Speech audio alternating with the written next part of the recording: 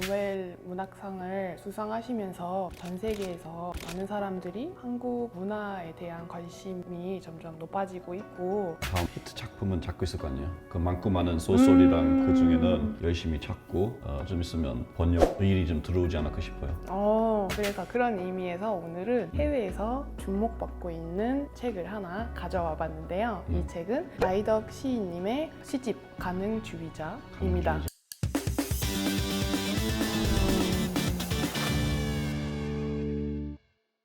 안녕하세요. 저는 한국살이 20년 정도 했던 영어에서 온 볼카입니다. 반갑습니다. 안녕하세요. 저는 한국살이 11년 차 통번역사 가이나입니다. 반갑습니다. 저희 본 지 얼마 됐죠? 지금 한 2달 정도 됐나요? 조회수 진짜 잘 나왔잖아요. 댓글은 엄청 많았는데 이렇게 많은 사람들이 저번 영상을 보고 많이 달아주셔서 깜짝 놀랐고요. 생각했던 것보다 댓글이 너무 많았었습니다. 재밌게 읽었습니다. 저 원래 딸한테 시켰어요. 좀 읽어보고 직접 보기는 좀 그쵸. 악플 있으면 아무래도 좀 전체적으로는 좋은 건 많지만 그래도 뭐 하면 할수록 악플은 피할 수는 없는 거죠. 근데 저는 읽어봤는데 칭찬밖에 없었습니다. 자랑하는 겁니까? 네, 번역가를 꿈꾸는 학생입니다. 에피소드 1을 보고 번역가라는 직업을 업으로 삼고 싶다는 마음을 더 굳혔어요. 두 번역가 분들께서 나누신 사소한 이야기들까지도 너무 재밌었고 제가 정말 번역가라는 직업에 빠진 것 같다는 확신이 들어요. 제가 생각했던 것보다 훨씬 어려운 일이고 생각하지도 못했던 부분에서 많은 시행착오를 겪을 수 있겠다는 생각도 들었어요. 그리고 우리나라에서 활동하시는 외국인 번역가 분들의 생각을 들어볼 수 있다는 게 특히 이 프로그램만의 차별화된 점이라고 생각되었고 저한테는 정말 흥미로웠어요. 좋은 이야기를 해주신 번역가 분들과 그 이야기를 재밌게 담아주신 제작진 분들께 정말 감사드려요. 세상을 번역하다 오래오래 볼 수 있었으면 좋겠어요. 라고 댓글 이거 PD님 직접 쓰신 거죠?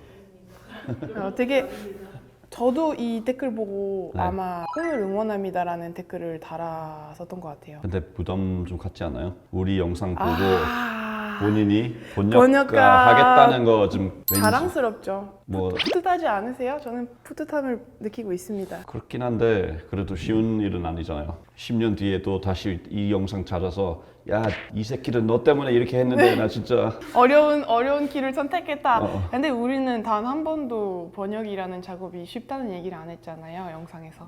어쩔 수 없어. 인생은 뭐 하고 싶은 것만 하면서 살 수는 없잖아요. 글쎄요. 축구 선수는 그렇지 않을까요? 축구 선수도 하고 싶은 싶진 것만 않은 하고. 훈련도 하잖아요. 힘든 훈련도 많이 하잖아요. 어머니의 상담 훨씬 더 유리하네요.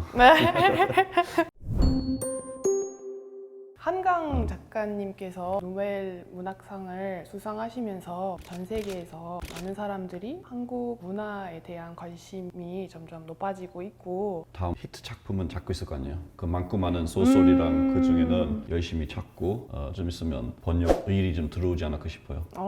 그래서 그런 의미에서 오늘은 해외에서 주목받고 있는 책을 하나 가져와 봤는데요. 이 책은 라이덕 시인님의 시집 가능주의자입니다. 가능주의자? Sounds difficult. 어려워 들려. 진짜요? 일단 저는 개인적으로는 시 되게 어렵다고 생각하거든요. 번역하는 거 그렇고 왜냐면 시 같은 경우에는 약간 숨어있는 듯 되게 많잖아요. 그리고 문학적인 뭐라 해야 되나 좀 구조도 많고 서양에서 생각하는 시는 뭐 리듬도 있고 동음어로 해야 되는 거고 그래서 한국 시의 구조 충분히 이해해야 알맞는 구조에 번역하는 거는 쉽지 않을 일이라고 생각합니다.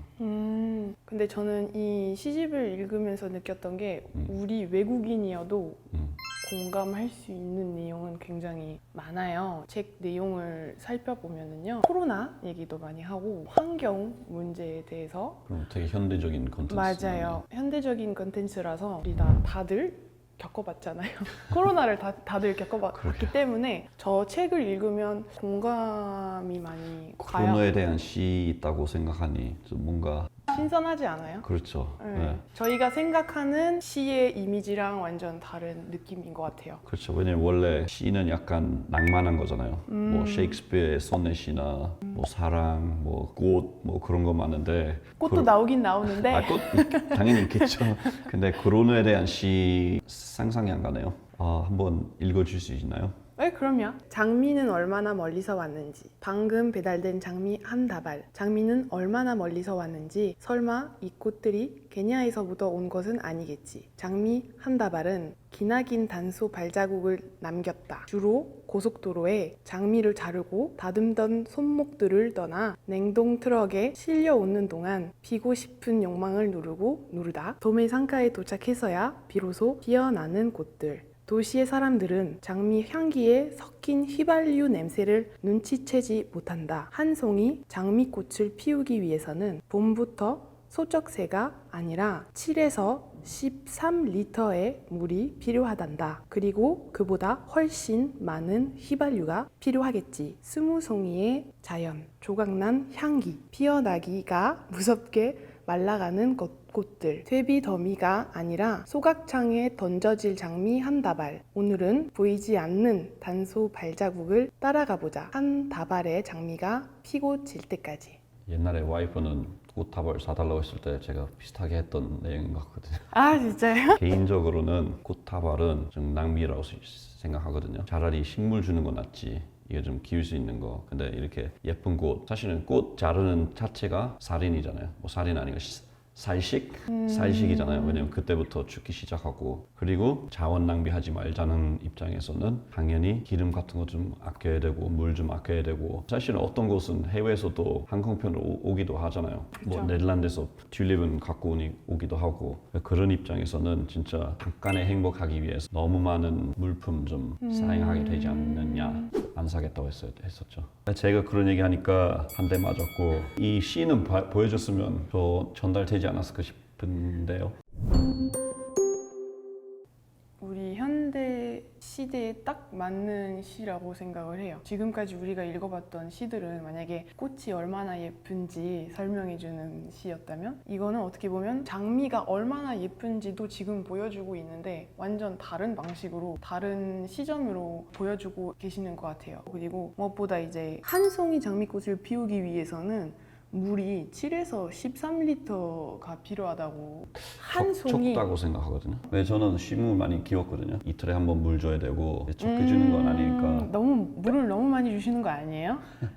근데 그 꽃 장미에서 휘발유 냄새 날 거라고 상상도 못했거든요. 혹시 영국에서는 탄소 배출이나 뭐 탄소 발자국에 대해서 어떻게 생각하는지 혹시 아시나요? 최근에 그런 넷제로에 대해서 되게 정부에서 관심은 많잖아요. 정부는 그렇게 관심 많은데 사실 일반 사람 중에서는 이것도 약간 문화적인 전쟁의 일부잖아요. 나는 온실화에 대해서 믿는다. 다 뻥이야. 우리 그냥 뭐 또 윗사람은 우리 속이려고 한다. 그렇게 반반 아니지만 뭐 이렇게 되게 심하게 완전히 가리고 있죠. 갈아 있잖아요. 저도 한국에 가서 놀랬거든요. 분리수거 대부분 한국 사람들이 하잖아요. 봉투도 따로 뭐 음식물 쓰레기 봉투, 플라스틱 다 분리수거 하세요? 영국에서? 영국에서 해요. 근데 아마 안 하는 일반 사람들도 쓰레기, 재활용 쓰레기, 그리고 그 뭐라 해야 되나? 그 잔디 깎는 정원에서 남는 세 개로 나눠요. 우리는 있는데 안 하는 사람이 없어요. 그냥 할머니들 심심하니까 하시는 거지. 근데 여기서 안 하면 벌금 나올걸요. 프랑스는 그렇지는 않아요. 근데 그런 얘기 있어요. 일단 그 쓰레기통 더 따로 있는데 막상 다 가져가면 다 섞어서 아 그 맞아요 약간 맞아요. 그래서 사람들이 안 쇼하는 하게 거. 되는 거예요. 의미 없다고 생각하는 거예요 대부분 사람들은. 프랑스 작년 온실가스 4.8% 감소했다고 발표가 나왔거든요. 코로나 이후로 제일 많이 감소됐다고 하고, 정부에서는 많은 정책들 만들고 있어요.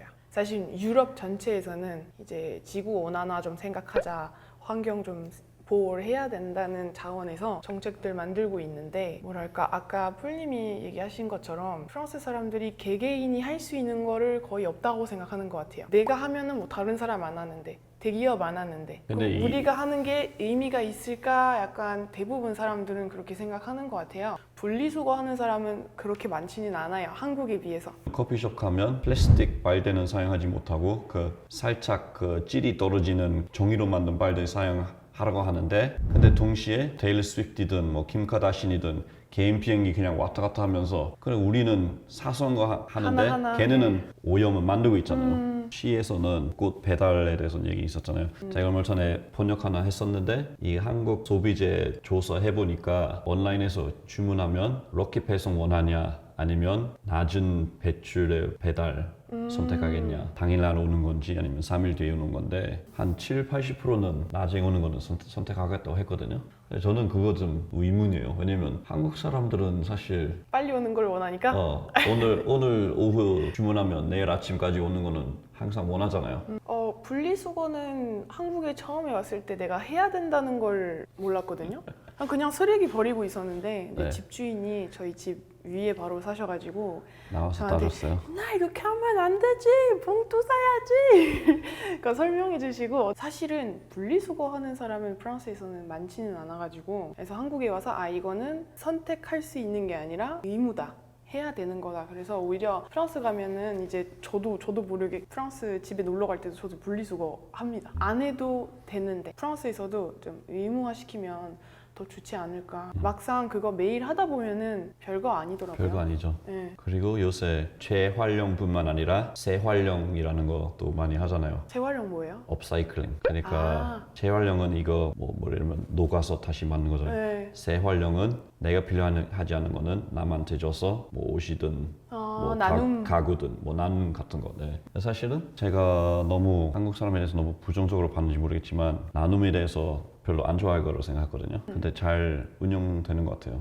당근 이런 앱 봐도 그렇죠. 나눔 많이 하시던데 사람들이. 그렇죠. 저도 기업 보고서 가끔 번역하는데 최근에 그 ESG에 대해서 내용이 훨씬 더 길어졌고, 우리는 뭐 예를 들면 공장에서 이 오염 어떻게 줄이고 있는지, 온실가스 어떻게 줄이는지 다 언급은 하고, 정부 보고서 중에서도 재활용, 뭐 온실가스에 대한 어떻게 하고 있는지, 옛날에는 의무적으로 뭐 한마디 했었는데 요새는 진짜 보고서의 일부는 그런 자세한 내용. 근데 프랑스도 마찬가지인 것 같아요. 왜냐면 예전에는 환경에 대해서 많은 정책들을 안 만들었었던 것 같은데, 최근에 예를 들어서 에어컨도 에어컨 설치하면은 그러니까 수수료라고 해야 되나? 아무튼 그런 퍼센티지를 내야 되는 거예요. 예전보다 더 비싸고. 그래서 사람들이 어쩔 수 없이 절약하게 되는 것 같아요. 내가 소비한 만큼 내가 돈을 내야 되니까. 당근 아니면 재짓기인데, 원래 당근으로 시작해서 사람들이 충분히 움직이지 않으니까 약간 재짓기로 하는 것 같긴 해요.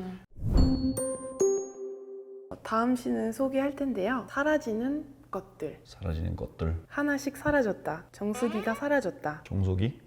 정수기.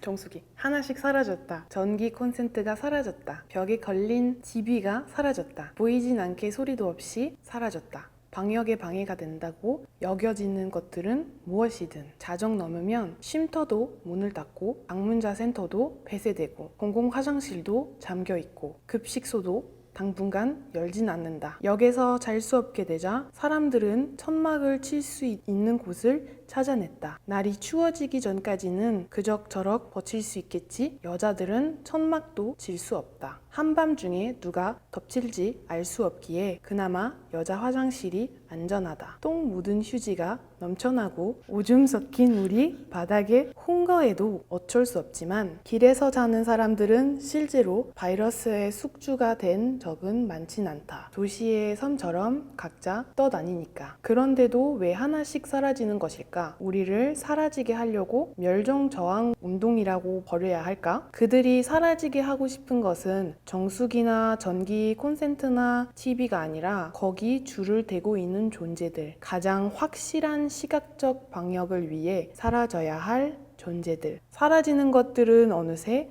사라진 것들이 되었다. 이 시를 읽으면서 느꼈던 감정이 뭐냐면, 물론 저희도 불편했었잖아요. 처음부터 시작했을 때는 우리가 일상 속에서 겪을 수 있는 불편함을 얘기를 하는데, 이 시 가면 갈수록 다른 사람들, 우리가 지금 우선순위 하고 있는 것들은 우리는 물건이잖아요. 근데 맨 마지막에 사람, 쉼터 문 닫고, 뭐 여자들은 그나마 이제 화장실에서 잘 수 있다는 건 안전한 공간이라고 생각하고, 노숙자들의 이야기를 지금 시인님이 하고 계시잖아요. 급식소도 있잖아요. 거기 가고 싶어서 가는 게 아니라 배고파서 가는 거잖아요. 그렇죠. 영국은 훨씬 더 심했죠. 왜냐면 우리 한국에서는 뭐 많아봤자 뭐 4명 뭐 식사 같이 할 수 있고, 뭐 경기장 가면 뭐 자리 건너서 그래도 할 거는 다 할 수 있었잖아요, 대부분. 근데 영국에서 거의 완전히 셧다운돼서 식당도 못 가고, 애들이 뭐 6개월 이상은 학교 안 가고 그냥 온라인으로 수업 받고. 근데 이런 규칙 때문에 애는 낳는데 할머니 할아버지 되게 첫 손자면 되게 보고 싶잖아요. 근데 저기서 그냥 멀리서 보는 거를 이렇게 직접 안아주지 못하고. 프랑스도 비슷했었던 것 같아요. 사실은 바게트 하나 사려고 서류 챙기고 나가야 되는 거예요. 그리고 그 서류가 없으면 벌금도 물고 되게 사람들이 되게 억울했었던 것 같아요. 집 앞에 뭐 바게트 하나 사려고 마스크도 쓰는데 무슨 서류 왜 필요하냐. 그러니까 기본적인 당연시 여기는 그런 자유들은 하루 만에 그냥 다 사라지고 이제 사람들이 코로나로 인해서 사망하셨는데 처음에는 제가 알기로는 진짜 얼굴도 못 보고 그냥 바로 그냥 비닐봉투에다가 그냥 놓고 시신을 놓고 가족을 못 보게 했었어요. 근데 얼마나 끔찍한지. 근데 제가 자동하는 거는 나는 이렇게 열심히 하는데 우리 지도자는 쟤네는 왜 그 규칙 안 그것도 따라가냐고. 문제죠. 저는 또 한 가지가 한국에서는 한국 사람들이 그래도 질서라는 거를 잘 중요하다고 생각해야 되나? 아무튼 질서는 잘 따라해요. 무언가를 만들면 잘 따라하는데 유럽 사람들은 그렇진 않잖아요. 그렇죠. 그래서 그런지 아예 정부가 조금 더 세게 규칙을 만들진 않았을까. 이 정도 만들면 이 정도까지 하겠다 생각하고 맞아요. 그런 거예요. 네, 그때 지금 이 시처럼 느꼈던 것들은 사라지는 것들은 아니라 오히려 더 잘 보이게 되는 문제들이 있었어요. 예를 들어서 파리에 사는 학생들이 완전 작은 아파트에서 살잖아요. 사실은 그게 아파트가 아니라 창고예요. 원래 아파트처럼 쓰면 안 되는데 너무 좁은 방에서 고시원보다 아마 더 좁을걸요? 거기서 살고. 근데 봉쇄는 혼자서 그 좁은 공간에서 해야 되고 나갈 수는 없고 도서관도 못 가고 학교도 못 가고 동기들 못 보고. 행복한 건 없어요? 점점 우울한 주제들이 나오는데요. 되게 제가 무겁어요. 마음이 되게 무거워요. 무거워요. 네. 이제 96페이지로 넘어가겠습니다. 피난의 장소들. 심지어 독자들에게도 피난의 장소는 필요했지요. 사담 후세인이 체포된 구덩이처럼 두 농가 사이에 파놓은 작은 땅굴, 탈취에는 에어컨을 놓고 머리맡에는 달러를 쌓아두었던 은신처에서 사담 후세인이 끌려 나오던 날 초췌한 도망자를 누구도 알아보지 못했다죠. 좀 더 일찍 그가 잡혔다면 좀 더 많은 사람들이 죽음을 면할 수 있었을까요? 최근엔 아프가니스탄 대통령도 피난을 갔죠. 아슈라프 간이 그의 피난 전은 아직 알려지진 않았지만 꽤 오랜 기간 버틸 수 있을 거예요. 헬기 가득 달러를 싣고 갔다니. 그가 도망가진 않았다면 텔레반은 더 많은 사람들을 학살했을까요? 누구에게나 피난의 이유가 있지만 누구에게나 피난의 기회가 주어지는 것은 아니죠. 여기 보시면은 시의 형태처럼 나오는데 여기는 그냥 쭉 내용이 나오는 거예요. 이륙하는 비행기에 매달린 사람들 움직이는 기체에서 떨어진 사람들을 트럭을 타고 도망치는 사람들, 현상금이 걸린 채 쫓기는 사람들, 산맥을 넘어 미립국을 시도하는 사람들, 검문에 걸려 사살된 사람들, 걷고 또 걸어서 국경을 향해 가는 사람들, 곰팡이 흰 빵을 먹고 웅덩이의 물을 마셔야 하는 사람들, 국경을 넘지 못하고 천막에서 살고 있는 사람들, 보트를 타고 국경을 넘었지만 해양 경비대에게 발각된 사람들, 난민 신청을 해도 받아들여지지 않는 사람들, 다시 추방된 사람들, 도망도 못 간 채 강제로 집진당한 청년들, 여성이라는 이유로 집 밖으로 나오지 못하는 사람들, 가족의 탈출을 위해 조혼을 해야 하는 소녀들, 영양실조로 죽어가는 아이들, 길에서 아기를 출산하고 있는 여성들, 폭탄 테러에 죽거나 팔 다리가 갈려나간 사람들, 보복의 대상이 되어 뚝구 앞에서 떨고 있는 사람들, 사람들. 피난의 장소마저 잃은 사람들은 어디로 가야 하나요? 숨 막히잖아요, 읽을 때. 나열한다는 게 이 수많은 사람들을 잊으면 안 된다는 느낌을 받았거든요. 그래서 하나 빠짐없이 다 넣으신 것 같아요. 일반적이지는 않아요. 네, 일부러 하는 것 같고. 예, 약간 번역사들이 수능 본다면 수능에 들어갈 만한 어려운 그런 수준인 것 같은데요. 96쪽에는 독재들의 편안함을 보여주는 거고 어차피 피난의 장소들 얼마든지 찾을 수 있고 돈만 있으니까 편안하게 살 수 있다는 얘기를 하는 거고 그 옆 페이지에는 97쪽에는 피해자들의 상황을 잘 표현하는 그러니까 어떻게 보면 독재 반대말은 자유잖아요. 내가 하고 싶은 거 할 수 있냐 아니면 남이 하라는 것대로 해야 되는지. 그래서 최근에 한국에서도 사실 그 계엄 때문에도 그런 비슷한 상황이 나타났잖아요. 시도했었는데 사람들이 나와서 반대하고 시위도 하고 그것도 여기는 알맞는 상황이지 않은가 싶어요. 네, 마지막 페이지 읽어볼 건데요. 이제 네. 백 쪽에 있는 시 가능주의자입니다. 그리고 이 책의 핵심 부분이라고 생각을 하고 안 그래도 가능주의자는 제목이니까 나의 사전에 불가능이란 없다. 그렇다고 제가 나폴레옹처럼 말하려는 건 아닙니다. 오히려 세상은 불가능들로 넘쳐나지요. 오죽하면 제가 가능주의자라는 말을 만들어냈겠습니까? 무엇도 가능하지 않은 듯한 이 시대의 말입니다. 나의 시대, 나의 짐승이여. 이 산산조각난 꿈들을 어떻게 이어붙여야 하나요? 부러진 척추를 끌고 어디까지 가야 하나요? 어떤 가능성이 남아 있기는 한 걸까요? 그럼에도 불구하고 저는 가능주의자가 되려 합니다. 불가능성의 가능성을 믿어보려 합니다. 큰 빛이 아니어도 좋습니다. 반딧불이처럼 깜빡이며 우리가 닿지 못한 빛과 어둠에 대해 그 어긋남에 대해 말라가는 잉크로나마 서 나가려 합니다. 이 이빨과 발톱을 어쩌하면 좋을까요? 찢긴 살과 혈관 속에 남아있는 이 핏기를 언제까지 건져야 하는 것일까요? 그럼에도 불구하고 아직 무언가 가능하다고 말하는 사람이 되는 것은 어떤 어둠에 기대어 가능한 일일까요? 어떤 어둠의 빛에 눈 멀어야 가능한 일일까요? 세상의 가능주의자라니 대체 얼마나 가당찮은 꿈인가요? 책 전체에서 좀 계속 안 좋은 거 약간 거의 마무리 나오니까 조금 그렇지 않아요? 저는 오히려 희망을 주시는 것 같아요. 희망? 가능주의자라는 게 나오잖아요. 우리가 예상치 못한 일들이 앞으로 계속 있을 거고 우리가 해야 되는 거는 그래도. 불행 속에서도 일이 잘 될 수 있다고 생각을 해야 된다는 메시지를 전달하고 있는 것 같아요. 제가 봤었을 때는. 그래서 인간은 살아남는다? 네, 저는 가능주의자라는 말 들었을 때는 먼저 떠올랐던 단어가 그러니까 어떤 상황에서도 우리는 적응을 할 수 있고 그 시련을 극복할 수 있다라는 식으로 저는 해석을 했거든요. 왜냐하면 큰 빛이 필요 없다고 하잖아요. 그러니까 어둠 속에서도 작은 빛이 있어도 괜찮다라는 얘기를 하잖아요. 근데 저도 올해로 생각하면 일단 2024년에 아마 그동안 전 세계에서 선거는 제일 많이 했던 해였잖아요. 뭐 미국에서도 그랬고 인도 그랬고 유럽 여러 나라에서도 다 선거했었는데 약간 저랑 좀 많이 멀어진 정책 지원하는 사람들은 대부분은 됐었거든요. 그래서 저는 어쩔 수 없이 좀 부정적으로 볼 수밖에 없었고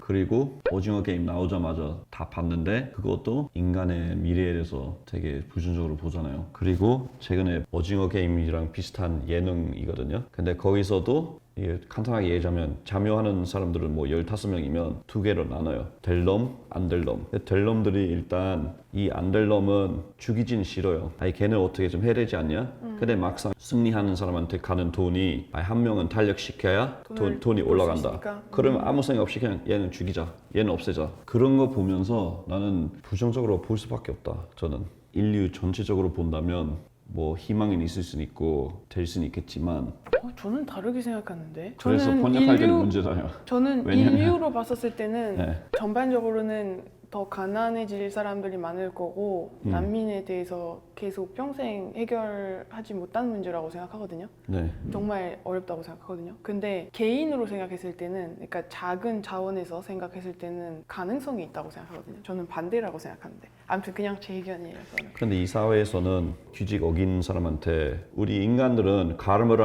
있다고 생각하잖아요. 현실은 좀 달라서 이 시에서도 가능주의자로 하는데 실질적으로는 쉽진 않다고 봅니다. 그럼에도 불구하고라는 말이 있잖아요. 그럼에도 불구하고 하고 싶다. 힘들어도 하고 싶다. 해야죠. 포기하고 싶어도 그럼에도 불구하고 예, 어떤 관념에서 보는지에 따라서 번역도 분명히 다를 테고 둘 다 같은 거 번역하더라도 아마 나오는 결과물은 완전 다를 것 같거든요. 왜냐면 저는 되게 불정적으로 보고 아이네님 되게 긍정적으로 보고 그래서 같은 단어에 좀 긍정적인 동의어, 부정적인 동의어 있을 때는 저는 부정적으로 갈 거고 긍정적으로 갈 거고 제가 나오는 결과물은 되게 어두울 거고 여기는 아까 좀 희망 있는 걸로 번역했을 때 사실은 이건 대해서 좀 더 얘기하고 싶은데 시간상으로는 오늘 여기까지 해야 될 것 같거든요. 생각보다 무거웠던 시집이었던 것 같아요. 저는 가능주의자 빼고는 다 무거웠던 것 같아요. 왜 해외에서 많은 독자들이 시집을 읽고 싶어 했는지 알 것 같습니다. 우리 다들 코로나 겪어봤고 사랑에 대한 거 없어요?